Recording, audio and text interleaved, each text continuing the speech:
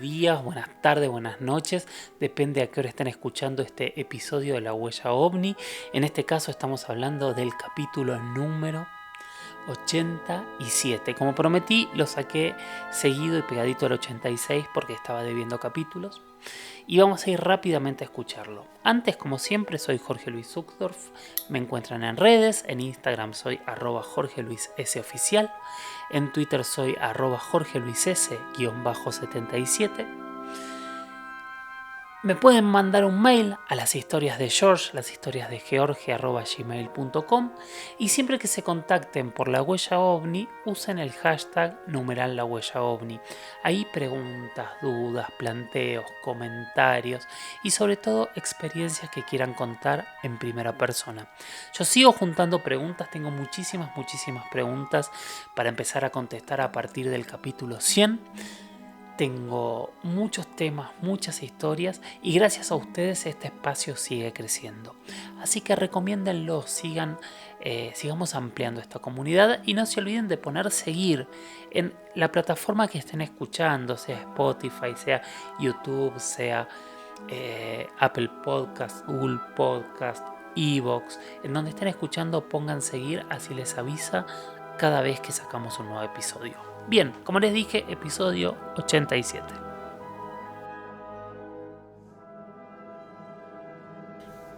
Y la primera entrevista a mí me da mucho orgullo porque nadie la escuchó nunca. Es una entrevista muy interesante que hice con un físico argentino que se llama José Alberto Marengo, pero que nunca lo pude meter en un documental porque sus conceptos son largos y complejos, y en un documental siempre puedes poner, cada entrevista dura 20, 30, 40 segundos y nunca pude sumarlo a ninguno de mis proyectos, así que para mí es un honor y un orgullo que ustedes escuchen esta entrevista de un físico argentino explicando cómo es posible o cómo podría ser posible que estos fenómenos vuelen.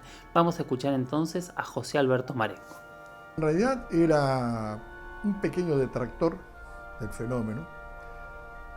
Estaba más o menos en quinto año nacional, estaba por ingresar a la universidad, en la Facultad de Ciencias Exactas, hasta que un día un compañero estaba estudiando junto conmigo, estaba un año más adelantado.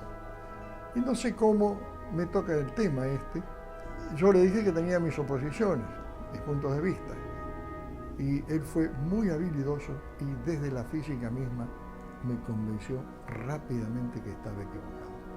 No sé si feliz o desgraciadamente, porque esto me trajo satisfacciones por un lado y me trajo problemas por el otro.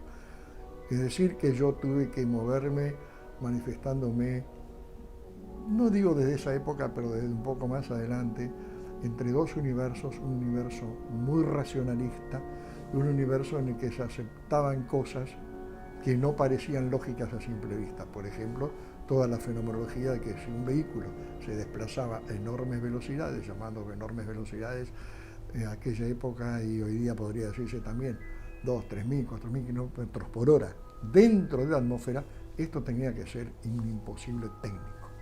Es más, no solamente un imposible técnico desde el punto de vista de la ingeniería, sino un imposible físico. ¿Por qué? Porque un objeto cualquiera que se abra paso en la atmósfera de alguna manera a esa velocidad, a baja altura donde en casos de presión y temperatura normal, la densidad del aire es lo suficiente como para calentar y destrozar cualquier vehículo, sobre todo si no tiene formas aerodinámicas, y así las tuviera, no se podía concebir.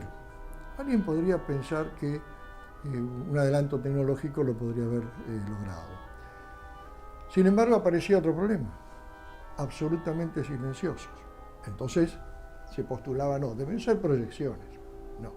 Cuando después aparecen los primeros accidentes, que Rojo no fue solamente uno de ellos, no fue más que uno de ellos, tal vez el primero bien documentado, la cosa empieza a tomar otro cariz.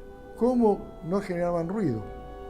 Por lo tanto, se negaba la existencia. Y esta postulación era de parte de un físico, no sé si vivirá, muy importante de la Universidad de Buenos Aires, y que decía simplemente que no existían porque no generaban ruido en la atmósfera. Bueno, hoy día se puede explicar absolutamente, no solamente sus velocidades, no solamente cómo no generan ruido, sino cómo también pueden independizarse del fenómeno de la inercia, ya que en principio cualquier físico tiene que reconocer que la inercia es una condición inherente a cualquier cuerpo que manifieste la condición de masa y por lo tanto la contingencia de atracción gravitatoria del cuerpo en que se encuentre, en este caso el planeta Tierra. ¿Cómo alcanzan estas velocidades y frenar y subir y bajar? La pregunta es muy profunda, por lo tanto lo que me voy a permitir es restringirla a cada ítem, ¿cierto? Cuando yo he contestado estas preguntas, las he contestado dentro de conferencias, cursos o cursillos que han durado meses a veces, porque implicaba poner sobre el tapete todos los principios de la física y mostrar que no se contradecía nada. Que no se contradiga la física no quiere decir que uno tome los principios y los aplique siempre de la misma manera y los entienda y los vea y los practique de la misma manera. No. Significa que no viola las leyes fundamentales. Pero resulta que a veces tomamos por leyes fundamentales lo que simplemente son paradigmas. O al revés, hay paradigmas que se toman como leyes. Paradigma es una cosa que se tiene por cierta porque la simple costumbre demostró, entre comillas, que es así. El paradigma nace y se solidifica cuando uno piensa que lo último que aprendió es lo definitivo. Bueno, ahora basta. Ya, bueno, está bien, te acepto este cambio, bueno, ahora basta. Y esto ha sido una verdad del hombre en la historia del mundo. Es decir, no estamos señalando a nadie, ni por religiones, ni por manera filosófica de pensar, ni nada. Velocidades. Estas naves no utilizan, o no utilizarían, hoy se sabe que no utilizan, principios de propulsión convencionales, y no me estoy refiriendo a la limitación de potencia de los combustibles, me estoy refiriendo a los principios operativos. Los principios operativos no pueden eludir el principio de acción y reacción, que es el inconveniente físico y técnico. Y acá aparecen los paradigmas. Si la costumbre ha hecho y ha dicho que todo cuerpo presenta ese fenómeno de inercia, que es lo que lo mantiene en movimiento o lo mantiene para cambiar su estado de quietud o movimiento o para simplemente cambiar su dirección, entonces uno asume que es así y no hay nada que hacer. Siempre fue así. El tema de la propulsión encuentra un impedimento, por ponerlo entre comillas, que es el de la inercia. Ahora bien, tiene otro juego la inercia, tiene otra manifestación que se da en el cambio de dirección. Es una aceleración en el movimiento. El cambio de dirección se lo ve como una aceleración. Ahora bien, esto implica que tenga asociado una reacción inercial. Yo recuerdo, y por lo local, digamos, de la mención, recuerdo que cuando subíamos en el colectivo 60, no es por señalar a ninguna línea en particular, por juramento, y tomaba la curva por Cabildo para agarrar hacia la General Paz, normalmente ya era como una institución, se pegaba un grito de y algún improperio contra el chofer, pero era casi divertido. Uno ya sabía que tenía que agarrarse. ¿Y a qué velocidad giraba? Iría a 30 kilómetros por hora. Yo estoy en condiciones de asegurarles a ustedes algunas cosas. Por ejemplo, cuando un esquiador se lanza en un tobogán de competencias, la aceleración que se mide en valores de G, de 9,88 metros sobre segundo al cuadrado, valores de aceleración terrestre, es una manera de medirlo, 1G, 2G, 3G. Cuando un esquiador se lanza y llega a la curva de abajo, más o menos a una velocidad de 100, 110 kilómetros por hora, hoy día se nota más, se obtiene más, tienen entre 5, 6, 7G y bastantes problemas, pueden quebrar las piernas. Hay algunos que han aguantado hasta 8G y no sin consecuencias. Estas consecuencias no solo van a las piernas, sino que van al cerebro también. Cuando un automovilista, un corredor de carreras o en máquinas de prueba se someten a esto, el respaldo los empuja, no hablemos de la frenada o el choque, los empuja, entonces los órganos blandos, los ojos, los pulmones, todo, tienden a meterse allá atrás y le pueden producir desmayos y por supuesto accidentes. Esto está muy estudiado en máquinas centrífugas donde se pone el individuo para los viajes espaciales y ha sido una necesidad. Ahora bien, uno dice, yo he visto gente, ha bajado un piloto de uno de estos vehículos, hemos subido, ha subido, me he subido, y los testigos dicen que nos hemos desplazado a una velocidad fantástica y que hemos hecho maniobras de 90 grados a 3.000 kilómetros por hora. No lo dice un testigo cualquiera. Hay testimonios, hay grabaciones de radar, hay de todo. Entonces, ¿cómo se entiende esto? Desde los paradigmas, que son las leyes ahora entre comillas de la costumbre, para nosotros sería una obligación interpretar que están muy acolchados para aguantar eso. Señores, yo les puedo decir que sentados como yo estoy en una silla en este momento, sin ningún cinturón de seguridad, ustedes podrían ser acelerados a 50 o 100 G sin que siquiera se dieran cuenta. Hay una diferencia en física, que es la aceleración cinemática y la aceleración dinámica. La aceleración cinemática es teorética y se aplica al punto, o sea, por definición, al ente sin dimensiones. La aceleración cinemática conlleva la fuerza, porque está aplicada a la masa. Masa que es acelerada o decelerada, cuestión de signo, masa que experimenta una fuerza. Los sistemas convencionales están asidos a las naves, a los vehículos, a los trenes, a los barcos, a los aviones, a las motos, a los autos, de sus carrocerías. O sea que cuando alguien está sentado, es propulsado por el último elemento de esta carrocería, cabina o lo que fuera, que tiene a su espalda. Entonces, hay un límite para las aceleraciones, y es un límite bastante bajo. ¿Qué hacen estos vehículos? Lo que hoy se sabe más o menos cómo, y que antes no se sabía cómo, pero se sabía que era así. Esta primera hipótesis la sembró un capitán Plantier de la Fuerza Aérea Francesa, diciendo que ellos producirían, en esa época era muy temprano para decir producirían una suerte, desde el centro de las naves, de campo electrogravitacional por arriba y por delante de la nave. Esto crea un vector fuerza que toma a quién, a la nave y necesariamente a los individuos adentro y al aire que respiran, y un poco más. Bueno, espero que les haya gustado esta primera entrevista, José Alberto Marengo. Ahora vamos a escuchar una de las primeras entrevistas que le hice al comandante Julio Chamorro. Nosotros ya lo tuvimos en la entrevista, pero de estos temas no habló, así que por eso lo pongo para que lo escuchemos nuevamente a este piloto de la Fuerza Aérea Peruana, creador de la Oficina de Investigación Oficial OVNI de Perú, la OIFA. Escuchemos lo que tiene para decirnos el comandante Chamorro. Soy el comandante en retiro, Julio César Chamorro, de la Fuerza Aérea del Perú. Durante el tiempo que estuve en servicio, una de las cosas que me tocó hacer fue crear, diseñar y operar la Oficina de Investigación del Fenómeno Aéreo Anómalo.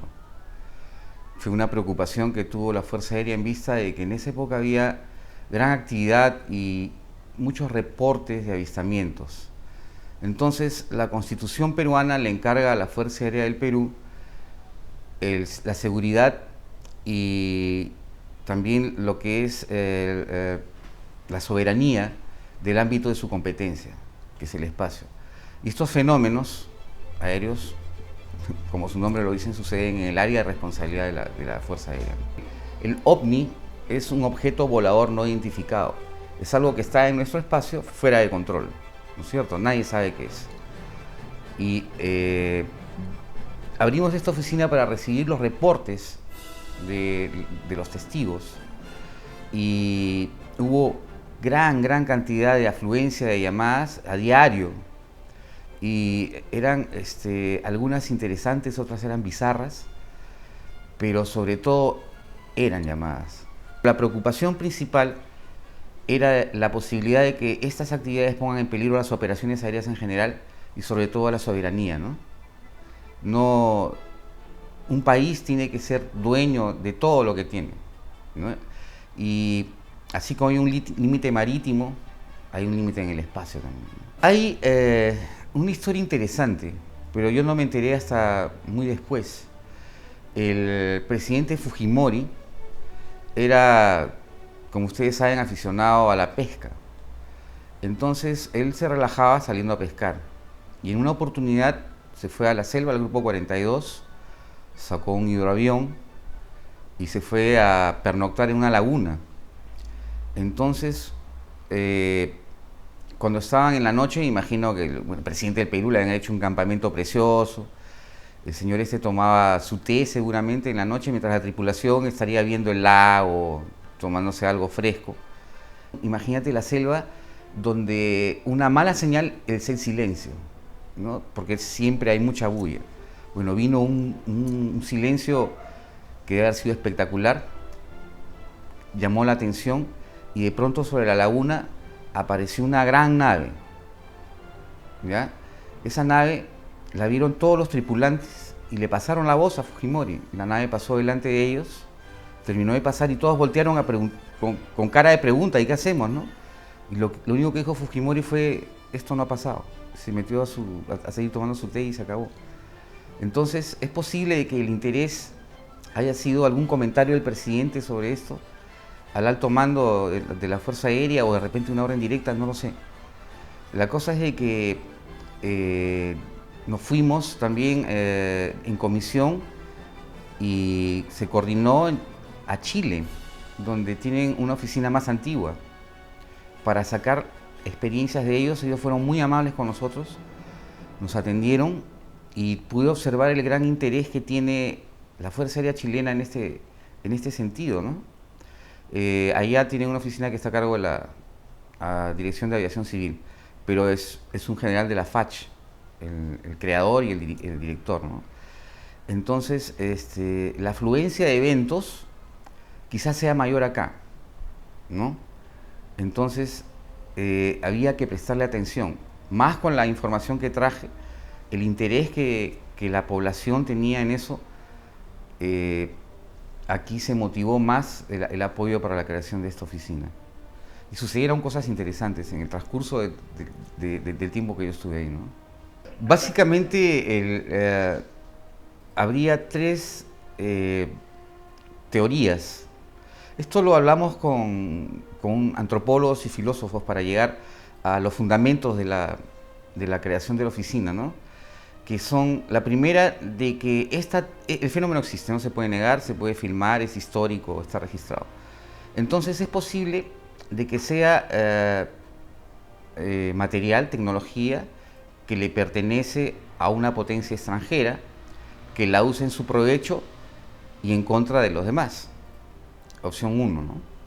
Opción 2 es que sea tecnología no local, que haya sido capturada igualmente por una potencia extranjera, que la utilice en su favor y en contra de los demás. Y la tercera opción es que simplemente es que sea tecnología no local y que la usa alguien sin ningún control sobre nosotros, que posiblemente ni siquiera sea de este planeta, ¿no? En ese caso hay que estar listos porque se trata de soberanía, se trata de seguridad.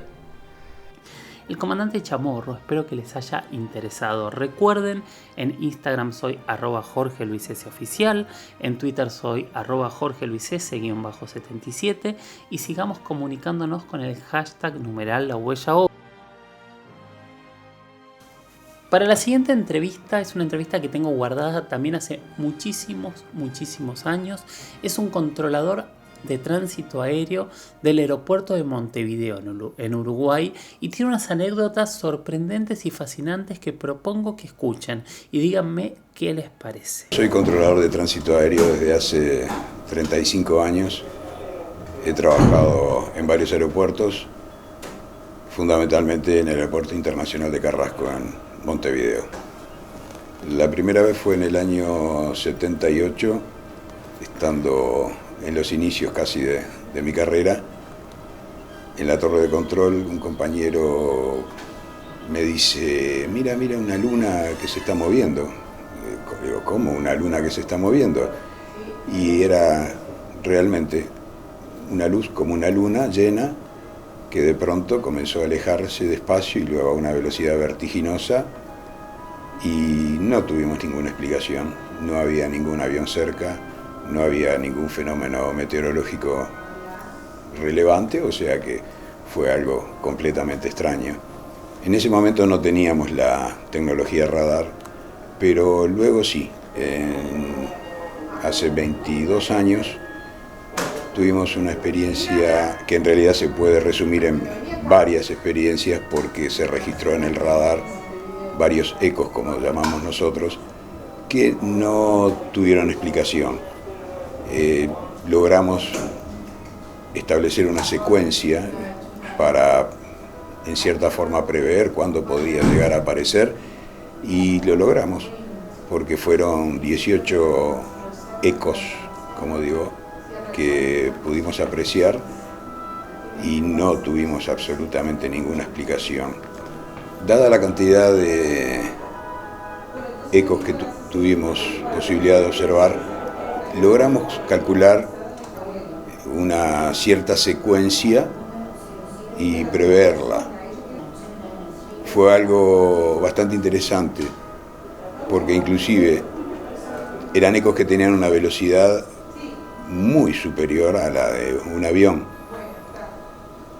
Y logramos calcular, asimismo, cuándo podrían llegar, en este caso, a Brasil, porque iban en dirección a Brasil. Dada la cantidad de avistamientos electrónicos que tuvimos, pudimos calcular una cierta secuencia y poder esperarlos, entre comillas, como quien dice, y se nos dio la posibilidad de, bueno, estar presentes con personal de investigación cuando se dio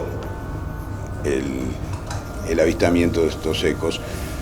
Asimismo calculamos la velocidad, que era realmente importante, era más del doble de la velocidad de un avión comercial. Se ve una representación como un eco, que llamamos nosotros, como si fuera un avión sin identificación, digamos. Tenemos un objeto que está volando, la señal de radar rebota y vuelve al equipo y la representa en la pantalla. De acuerdo a la velocidad que tenía, logramos estimar cuándo podía estar, en este caso, en territorio brasileño, llamar a los colegas brasileños y preguntarles a ver si ellos también tenían algún tipo de observación anómala, cosa que sí que confirmaron.